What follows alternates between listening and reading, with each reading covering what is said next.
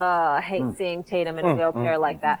All right, now up 3-1. The Knicks are huge favorites to win the series. Remember, excuse me, the Celtics open as -900 favorites to beat the Knicks. Not only that, the Knicks are the favorite to win the East and make it to the NBA Finals. Brian Windhorst, top of the morning to you, buddy. I thought about you last night as I was watching that coverage, Wendy. What a night in the NBA. All right, Wendy, I've heard from these two. I want to hear from you. Tell me this. Obviously, we're still waiting to see how serious Jason Tatum's injury is. Devastating, wishing him a speedy recovery, but obviously it doesn't look good. Wendy, you think the Knicks close out the series Game 5 tomorrow in Boston? I would not assume that. Because I think that it's a little bit lost that the Knicks were going to win this game either way. They were brilliant in the second half last night. They had 4 different guys score over 20 points. Brunson was awesome in the third quarter. That flipped the game. But then they took him out of the game, and it was Mikal Bridges, just like he did in Game 2, who couldn't miss in the early part of that fourth quarter, that set the stage for Brunson to come back and do his thing. I don't want to take away from how awesome the Knicks were in this game. It was an incredible bummer and letdown that became the secondary thing, because this was as impressive a win as I have seen for the New York Knicks in the 25 years I have covered the NBA. That's what I feel about that performance that they had last night, up and down. And so I have to make the hard pivot on that to Tatum. I will point out that the Celtics were 8-2 this season when Jason Tatum didn't play. This is an excellent team. They are built out remarkably. And I also felt that Porzingis had more of an impact last night than he has had in this series. He looks to be getting a little bit stronger. Even though I wouldn't say he played well, he does seem to be able to be playing a little bit stronger.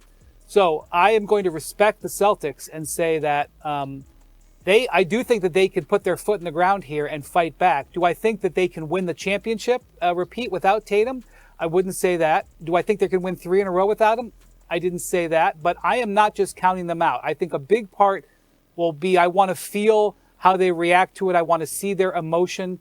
These two guys know this. Sometimes when a team has an injury, they get an overwhelming sense of emotion in the short term after the injury. So I expect the crowd to be behind them in Boston. So I am not assuming anything for tomorrow night. Fair enough. All right, guys. So meanwhile, on the Knicks side, Jalen Brunson obviously has come through time and time again, earning that nickname of Mr. Clutch. Jay, well, here's what I want to know. Has Brunson now proved that he's the star game on the line? I mean, Aaron Gordon's made some big shots too. He has. I mean, Steph Curry, clutch. I think there's a lot of players out there who are clutch. Here's the one thing, though, I love about Jalen I think is uniquely different about him. I think he is the best in the NBA at using his shoulders as swords. Let me tell you what I mean by that. He cuts into the chest, the sternum of players, and he dislodges you off of your base, similar to how Jokic dislodges other players. He's the most physical guard, I think, in the league. Reminds me a little bit of a lefty, shorter Chauncey Billups, just with the physicality of how he absorbs so much of it. But he gets to the free throw line, and he absorbs contact, and he's so good at baiting you, and he's so good at cutting different angles. I've said this multiple times about him. I believe that every time you play against Jalen Brunson, it's a game of will you die by 1,000 paper cuts? Like, that's how he plays. So as it relates to slicing and dicing you, getting you down the stretch, yeah, I would probably say right now he is probably one of the best, if not the best closer in the game of basketball. You do? I agree with you. And I would say this. The playoffs has a way of revealing what's inside you. And as great as he is as a basketball player, he has an even bigger heart. How tall is he? 6'1.5", 6'2"? He, like you said, he goes through your chest. He goes through the chest of bigger players. Derek White, Drew Holiday, these are hell of a defensive players. He is going through Derek White's chest every single time, knocking him off his spot, getting to his pivot, going downhill on Drew Holiday, pulling up on the bigs when he gets a three-point. This is just determination and drive. And you can attest to this. Sometimes your best player is not the guy that you want to follow. He's not the guy that has the heart. He's not the leader. He has the heart, and he has enough heart for that whole roster. He has enough heart for everybody, and I think they follow him. So I will say Jalen Brunson is the guy that I would want. Wendy? So the Jalen Brunson story is a story of development. He is not physically gifted by NBA standards. You look at the physical talent of the top NBA players. He doesn't have the size. He doesn't have the quickness. he is a development story. I mean, there's those videos of him working with his father, Rick, when he was a teenager. His footwork is some of the greatest footwork I've ever seen on a basketball player. The way he has learned angles, the way he has learned how to use his balance, the way he has developed shooting at different angles, guys, learning to shoot over much taller players, learning to use players' size against them. It's as impressive for his development story I've ever seen. And just where he's gone from his freshman year at Villanova to where he was coming out of Villanova to his rookie year in the NBA to when he came to the Knicks to now, really, he should be making YouTube videos to teach kids how to learn basketball skills and development. That play is one of my favorite plays of the last couple of years, that crossover. Okay. The only reason I would just stop a little bit short of saying he's the best, and I might say on offense, is that defensively he can still be attacked. And they still pull him out of the game. Tom Thibodeau sometimes pulls him out of the game. He doesn't want him on the court. And I know that's not unheard of. There are other stars that's the case for. And by the way, it's not like the Celtics have been able to take advantage of it at the other end because they haven't gotten it done in crunch time. I would want Brunson with the ball, but because you got to play at both ends, there are some, Shai Gilgeous-Alexander, for example, is a guy who, because of his defensive prowess, you would never have to take out of the game.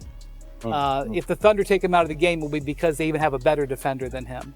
But the fact that Jalen Brunson, at his size, is a legitimate answer for this question is an ode to how hard he has worked and developed his craft in the game, and it should be celebrated. Wendy, I feel like there's a book that needs to be written. Can you get up quickly? Can you show us what you meant in terms of the shoulder and the chest and, Sure. and what and Wendy, to your point, Wendy, I mean, you are so accurate. Obviously, I have a lot of experience. We're going to go to the light. And being a smaller guy, right? And obviously when you play against bigger guys that can play off you, it's like, that's one of the challenges. Like when I played against UD, if UD were playing me, UD can play that far off me, right? Because if I go to Rays, look at the wingspan difference. Look how he can recover. We got tight suits on. Exactly. You can't get it up fast. But what he is good at is when he comes here, he gives you one of these.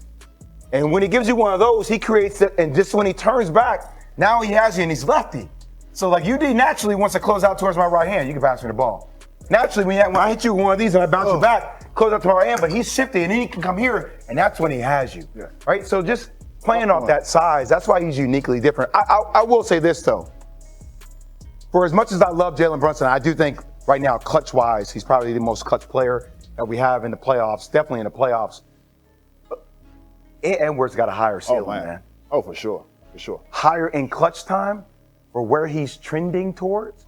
Jalen Brunson is a veteran that's been around the game. He's always played old, right? Like that's how he's gotten to his spots on the court, right? Talk about being methodical. Like he works you down the spaces.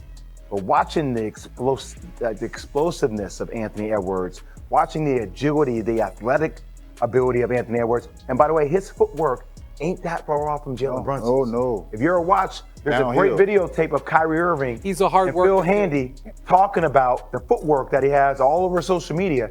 It's different, and it just feels like the moment he's not afraid of the moment either. So, but that's an ode, Jay. That's an ode to Jalen Brunson. I'm gonna tell you why. Ant Edwards is a 1% athlete. Agreed. Maybe top 10, 1%. Yeah. Ant Edwards was the #1 draft pick in the NBA draft because the guy has, at his size and athleticism, is elite amongst elites. Jalen Brunson was a second-round pick because people didn't believe in his, in his frame. And the fact that they are basically equals when it comes to this at the highest levels is an ode to the development story. And by the way, Ant has been a development story on his own. What Ant went through as a teenager and a childhood is a whole nother story. That is a book. That's a great story. But the fact that Jalen Brunson can get on equal footing with Ant Edwards, the two of those being so different physically, is why Jalen Brunson is such an amazing success. UD, one last thing. So when I played with the Bulls, my rookie year, Rick Brunson played on our team. He was my vet. He would bring Jalen to practice every day. Rick is the kind of dude that would beat up Jalen and block all of his shots. And whenever Jalen would play with us, he would tell us to be aggressive, be physical with him, talk to him like he's a grown man. So just knowing that Jalen's played that way his whole life. Against the odds. This is nothing new for him. He's been doing this his whole life. Chip on his shoulder says a lot. And that tells you why he's won 2 championships in college. Exactly. And why the moment hasn't been Yes. too big for him. Yes. All right, we'll leave it there, guys. What's your favorite team? Comment below, and if you liked the video, please leave a like. This really helps the channel grow and brings you even more content. Oh, and if you're not subscribed yet, what are you waiting for? Click the subscribe button and activate the bell to receive all notifications. With each game, we noticed that the NBA is getting more competitive every day, and all the teams are looking for reinforcements to win the championship. And only here can you follow your favorite team daily with incredible content from different sources. Here on the channel, there are new videos every day with analysis, curiosities, and the best moments in basketball. That's it for today, folks. Thanks for following along. The NBA doesn't stop, and neither do we. Until the next video. NBA, the passion that connects us.